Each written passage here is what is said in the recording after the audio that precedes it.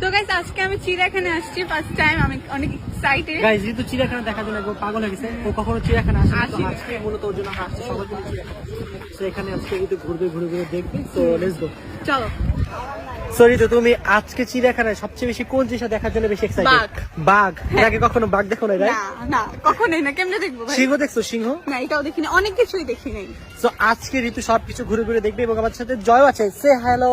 Hello, কেমন লাগতেছে তোমার?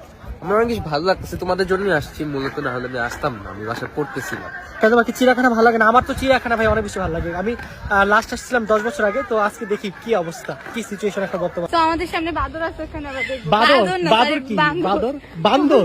বানর? বানর? বানর আছে, যাই হোক ভাই, সরি। তো আমরা এখন ওই যে বানরের সামনে চলে আসছি, দেখতে পাচ্ছেন এখানেও একটা বানর, অনেকগুলো বানর এখানে, আর এখানে একটা বানর।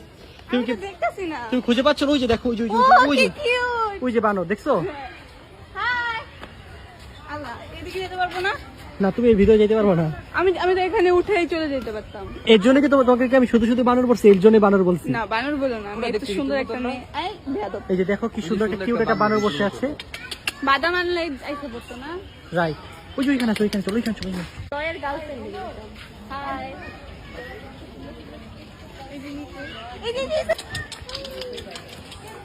যেহেতু বানরের সাথে কথা বলার চেষ্টা করছে। হ্যালো বানর বলছে বাদাম নিয়ে আসো, তারপরে কথা বলবো। হ্যালো, খাবার ছাড়া আসছে যে তোমাকে পাত্তা দিবে না। আল্লাহ অন্য জায়গায় ঘুরে বসে পড়ছে। আল্লাহ তোমাকে তোমার দাম দিয়ে রাগ তোমাকে। করছে বানর, এই যে বাদাম আনি নাই তাই। এটা তোমার ফল্ট ছিল। আরেকটা দেখো খেলতেছে ওর বাচ্চার সাথে, কি কিউট একটা বাবু, দেখো গাইস। দুইটাই বেবি। না না, দুইটা বেবি না, ওটা ওর বেবি। বাঘ দেখতে যাবো আমরা। গাইস যেহেতু বাঘ দেখতে যাবে, দেখো কি করতেছে। তুমি কি বাঘ দেখে বেশি এক্সাইটেড হয়ে গেছো? হ্যাঁ, ওখানে একটা দেখছিলাম খুবই অলস। মানে আমি মাত্র একটা সিংহ দেখে আসছিলাম, ওটা নড়তেছে না, শুয়ে আছে, সেটার জন্য ঋতু ভালো লাগতেছে না। এখন যেটা দেখছি এটা হাঁটতেছে, হাঁটছিল, এর জন্য ঋতু বেশি এক্সাইটেড হয়ে গেছে। চলো কইতো গাইস, দেখো রয়্যাল বেঙ্গল টাইগার।